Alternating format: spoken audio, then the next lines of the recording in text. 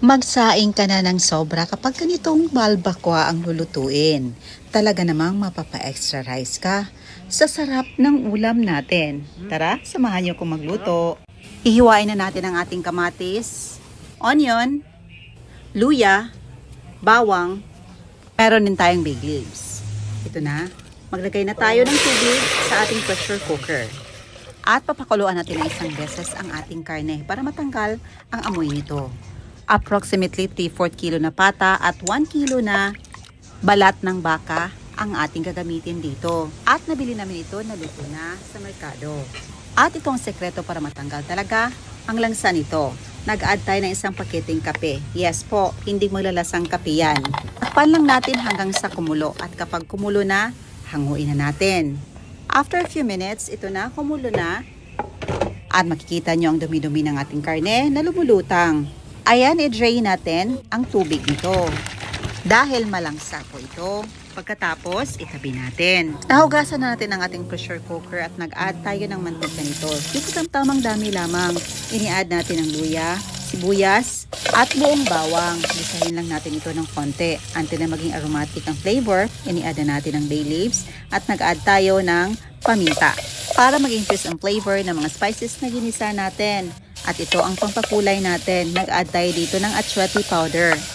And instead of tomato sauce, hinog na kamatis po ang ating nilagay. Mga 5 piraso ito. At ito na, nag-soften ang ating kamatis. I-add na natin ang ating karne. At saka ang balat ng baka. Nag-add pala tayo dito ng salt. At saka ang ating achuete powder. Pampakulay ito. Lagyan ng tubig na katamtamang dami lamang. Meron tayo ditong saging na saba. Ayan, nilagyan din natin para mas lalong sumarap ito. Takpan natin at lutuin hanggang sa lumambot yung karne natin. Medyo challenging talaga ang pagtakip ng pressure cooker, lalo na kapag umiinit na ito or kumukulo na. Pero hindi pa naman masyadong kumulo ito, kaya natakpan natin. At ito na, niluluto na natin ito for about 30 to 45 minutes until na lumambot yung karning baboy natin.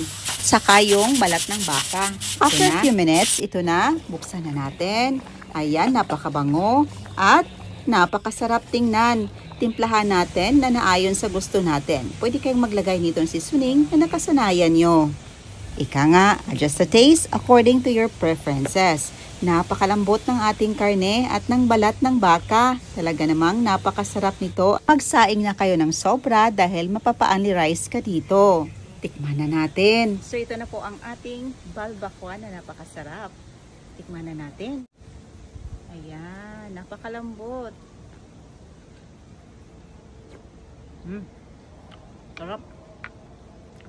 Ayan lang po, salamat sa iyong panonood at sa walang sawa niyong suporta. See you in my next vlog. God bless you all and stay safe everyone. Bye and enjoy!